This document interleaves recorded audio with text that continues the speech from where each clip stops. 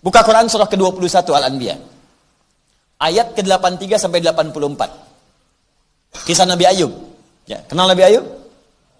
Tidak. Awas, hati-hati. Ibu kenal, Bu? Tidak. Nabi Ayub apa ujiannya? Sakit. Ya, sakitnya itu tidak seperti sakit zaman orang-orang sekarang atau bahkan sejak Nabi Muhammad SAW diutus. Beliau pernah sakit, tapi Allah menurunkan tentang kisah Nabi Ayub. Seakan ingin mengatakan Muhammad SAW kamu sakit, ada yang lebih parah dari kamu penyakitnya. Dalam keadaan sakit pun dia tidak mengeluh, tapi menancapkan keyakinan dalam jiwanya Allah pasti akan menyembuhkan penyakitnya. Awas Bu ya Pak ya, kunci pertama itu yakin dulu. Inna, taukid, nasab, yakinkan. Jadi kalau Anda berdoa nggak yakin, tak akan dikabul Pak. Bu, tak akan dikabul. Ya Allah, mohon ya Allah, jadikan aku bisa mendapatkan tender besok ketika tender ya Allah. Itu pun kalau engkau yakin ya Allah, aku jadi baik. Kalau tidak terserah engkau yang akan jadi. Ya Allah, besok aku akan lamaran. Mohon ya Allah, lembutkan hati kedua orang tuanya agar menerima lamaran yang aku sampaikan. Itu pun kalau menurut engkau, dia yang terbaik untukku. Minta yang yakin doanya. Istighfar dulu, ta'aruf yang baik, minta yang baik, minta dengan penuh kekuatan.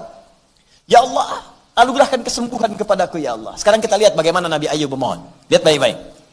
Quran surah ke-21 ayat 83. Wa ayyuba, pakai fathah. Yuk ngaji pakai ilmu nahwu, dipakai ilmunya. Wa ayyuba, Allah tidak mengatakan wa ayyubu wa ayyubi. Padahal mubtada di awal kalimat itu pasti rafa. Mubtada di awal kalimat pasti rafa, alamatnya dhammah. Tapi karena ataf, orang berkata, Ustaz ini ataf, baunya ikut kepada huruf sebelumnya, makanya fathah. Bukan seperti itu juga. Kalau kita pakai ilmu lughahnya, apalagi lughatul Quran, wa ayyuba, fathah itu sesuatu yang terbuka.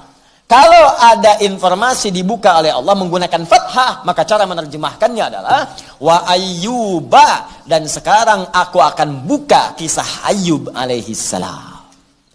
Saat aku uji dia dengan penyakit yang paling berat yang pernah dirasakan olehnya, tak pernah dialami oleh orang sebelumnya, tak akan dirasakan oleh orang setelahnya. Nah, sekarang perhatikan baik-baik. Iznada rabbahu, ketika beliau saat sakit itu tidak putus asa berdoa kepada Allah Rabbnya. Doa sakit nih Bu, Pak. Awas, hati-hati, fokus. Anni massaniyad-durru wa anta arhamur rahimin. Ya Allah, penyakit itu telah mulai melukaiku, maksudnya mengganggu aku untuk memaksimalkan ibadah kepadamu.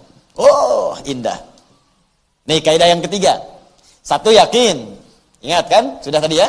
Kalau berdoa mesti yakin. Dua, cari kalimat yang indah, yang menyentuh, yang seakan-akan kalau disampaikan gak ada peluang untuk ditolak. Yang ketiga, lihat sini. Niatkan apa yang kita mohonkan untuk menguatkan ibadah kita kepada Allah. Kaidah ketiga. Niatkan apa yang kita mohonkan untuk menguatkan ibadah kita kepada Allah. Maka ini akan cepat dijawab. Perhatikan kata Nabi Ayub. Rabbi, awas, idnada rabbahu anni massaniyad-durru wa anta arhamur rahimin. Ya Allah, penyakit ini sudah mengganggu saya untuk bisa beribadah dengan sempurna kepadamu. Ini Nabi Ayub itu ketika diuji dengan penyakit, ada yang mengatakan 20 tahun. Ada yang mengatakan lebih dari itu. Ada yang mengatakan 17 tahun. Istrinya berkata, Bapak itu kan Nabi. Bapak itu Rasul. Minta sama Allah supaya disembuhkan. Ditanya sama Ayub pada istrinya. Kata Nabi Ayub, berapa lama kita kaya? 20 tahun. Berapa lama kita kemudian bahagia? 20 tahun. Berapa lama kita sehat? 20 tahun kurang lebih. Sekarang berapa lama saya diuji dengan penyakit ini? 7 tahun. Ada jawaban 5 tahun. Kata Ayub alaihissalam, nanti aja. Kalau sakitnya, ujiannya sama-sama dengan sehat. Sama lamanya, sama-sama 20 tahun. Nanti aja, kalau ujian miskin kita, sama-sama dengan kaya kita 20 tahun. Kita diuji kaya 20 tahun santai aja. Kenapa baru diuji miskin 7 tahun sudah mengeluh? Bukankah dua-duanya sama datang dari Allah? Nanti kalau ujian kemiskinan kita sama dengan kaya kita jumlahnya 20 tahun, baru aku memohon kepada Allah. Malu rasanya, dikasih kaya 20 tahun, kita biasa-biasa. Dikasih miskin baru 7 tahun sudah mengeluh, aku malu kepada Allah. Ayub ahli surga, teman-teman. Nabi Rasul dikasih miskin 7 tahun tidak mengeluh. Antum Nabi bukan, Rasul bukan. Baru gagal proyek sekali saja sehari dan hidup tuh masih cukup, masih sudah bikin status. Apakah engkau sudah tidak menyayangiku lagi ya Allah?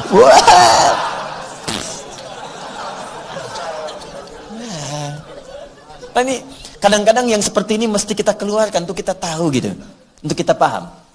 Nah, yang menarik begini, tapi ketika penyakit itu mulai mengganggu beliau untuk ibadah. Kalau urusan dunia biasa, tapi ketika mulai mengganggu ibadah, sudah nggak enak lagi, sudah mulai terganggu kekhusyuan, baru minta kepada Allah.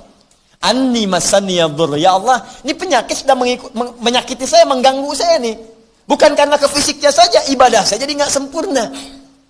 Nah, jadi diniatkan kesembuhan itu untuk mendukung ibadahnya. Lalu disambung dengan kalimat yang indah, wa anta arhamur rahimin. Sedangkan engkau ya Allah, Tuhan yang paling sayang kepadaku. Kalau yang paling sayang kepadaku saja tidak menyembuhkanku, lantas kepada siapa lagi aku mesti meminta? Tuh. Beginilah, Anda itu paling perhatian kepada saya dibanding yang lain. Lantas saya punya persoalan, saya datang kepada Anda.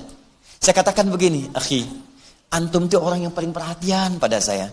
Saya sedang punya masalah. Kalau yang paling perhatian seperti antum saja nggak bantu saya, lantas kepada siapa lagi saya mesti minta bantuan? Kira-kira ketika mendengar perasaan begitu, padahal belum minta apa-apa, ketika Anda mendengar kata-kata saya begitu, Anda ingin semakin semangat membantu atau meninggalkan dia? Pasti memberi perhatian.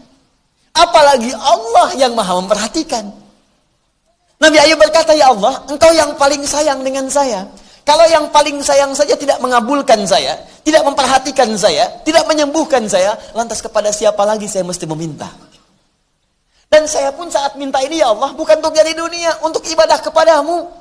Kalau untuk minta ibadah saja tidak engkau permudah, lantas bagaimana saya mesti ibadah kepadamu? Tuh. Jadi kalau Anda mau minta kepada Allah, jangan cari dunia. Perkuat ibadah kita.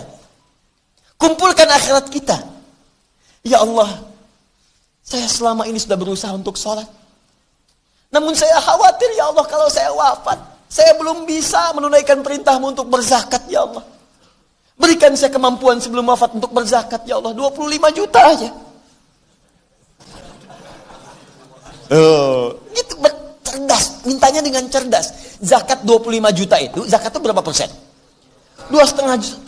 Artinya kalau minta zakat 2,5% nilainya 25 juta, dikasih oleh Allah berapa? 1 miliar, Joni. Banyak. Jadi Allah itu ngasih kita 1 M 25 juta pakai buat zakat. 925 jutanya ayo. Pakai buat zikir, bangun rumah, ya, buat diisi sholat, diisi ibadah. Gitu caranya. Mulai dicatat tuh.